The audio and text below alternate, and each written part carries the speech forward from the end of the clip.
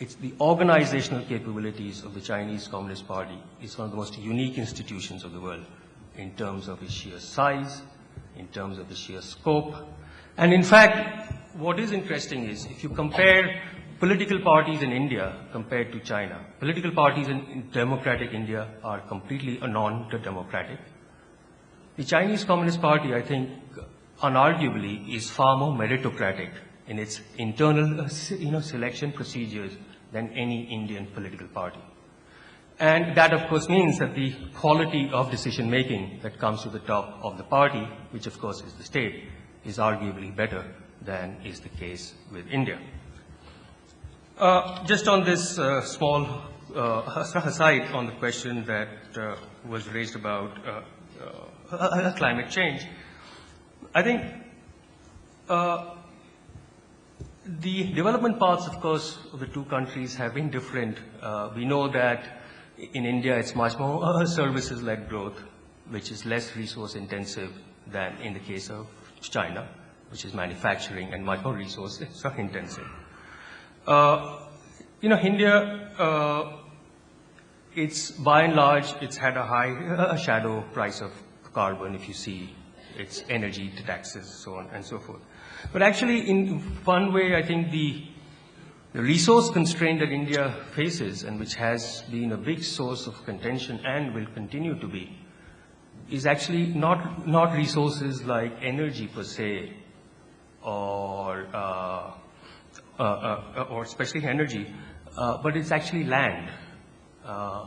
Virtually, it's impossible to start a mine or a large factory in India which needs substantial amounts of land without huge amounts of litigation, political protests. In China, you don't have that because the state can just move you out. It also faces, of course, land constraints, except that it is a state which can act. In the Indian case, it really can't. So what does it say about capitalism and authoritarianism or democracy in emerging markets? Now, over these centuries, the sort of relationship between capitalism and democracy has been characterized by very different views on whether this relationship is mutually reinforcing or antagonistic, and the direction of causality. And everyone from Smith to Mill to Marx to Schumpeter, coming down to Milton Friedman and Albert Hirschman, have addressed this issue.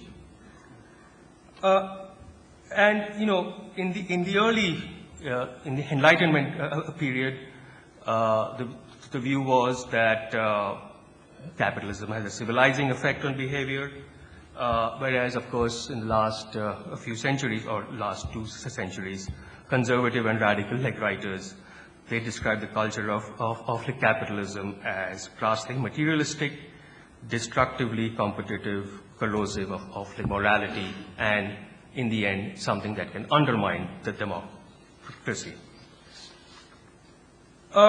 Which way this is likely to go in emerging markets, I think, is likely to depend on the role of the emerging middle classes.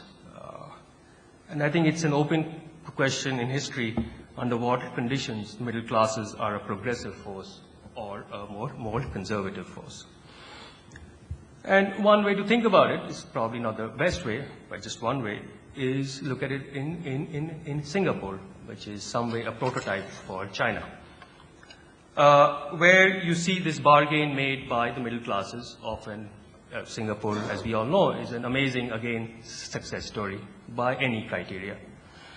But this development miracle, of course, in a sense, is part of what you might call a pact between the middle classes and the government, that you get an excellent material life without questioning the politics of who runs and how.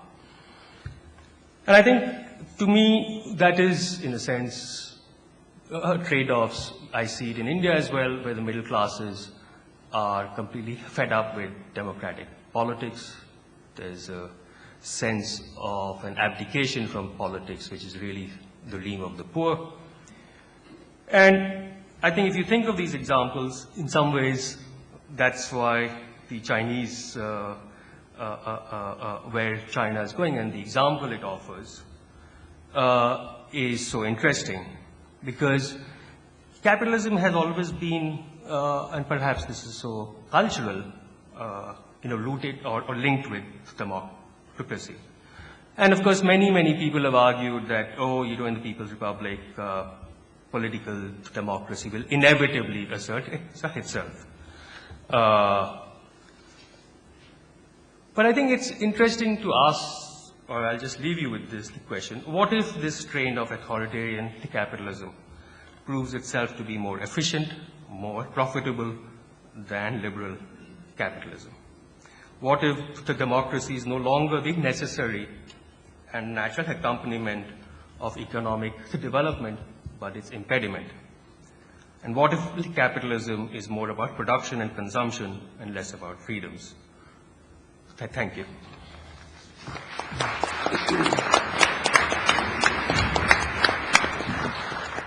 Devesh, thank you so much. I took away from that really provocative idea that India and China are immensely different from one another, but none of them complies with any of the notions that we have about the basis for a successful market economy, although indeed they are growing at two of the fastest and most successful countries in terms of growth rates and indeed poverty reduction. And I love your question at the end, Devesh. What if authoritarian capitalism proves to work better? I think that's something, I don't know what the answer is, but it's certainly a question that is worth pondering. It's now my pleasure to introduce our third presenter. James Robinson is Professor of Government at Harvard University and a faculty associate at the Weatherhead Center for International Affairs.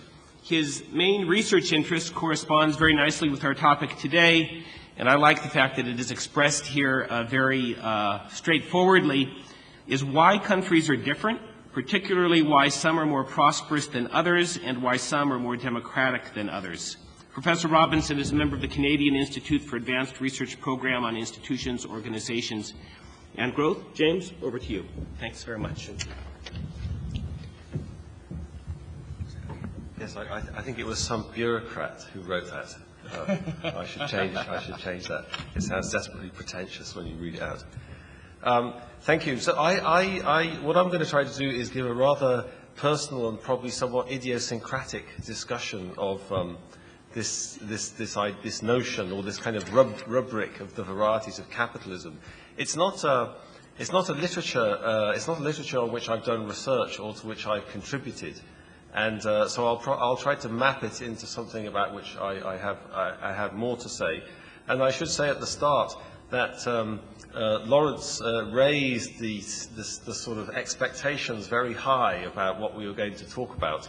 And certainly I'm even less competent to talk about financial regulation or corporate governance than I am to talk about varieties of capitalism. So I won't be talking about that, although I'll have a little bit to say about crises and globalization. And as for happiness, I have complicated views on the subject of happiness, so don't get me started on happiness. I always think, was Dostoevsky happy? Was Van Gogh happy? Anyway, okay. So let me start by asking, so when I sat down and sort of saying, okay, varieties of capitalism, what does that mean and what does it apply to? And I mean, I think we all understand the idea here is to sort of say, well, there's a crisis, we should be rethinking our institutions, we should be rethinking how we organize the economy, what models are there out there which can work better than the model we have now. So you'll see as I sort of get into this, and some of you in the audience know my work already, that's really not the way I think about the world. I'll try to get to that by the end. But, just to start with, I immediately had this problem that I always have when people start talking about capitalism. What does that mean, and what set of countries does that apply to? Does that apply to Sierra Leone? Is that a country which is capitalistic, and we can apply the concept of the variety of capitalism to, or Sikkim, or Bhutan, or maybe Vietnam? Is that a capitalist country where you can talk about the varieties of capitalism?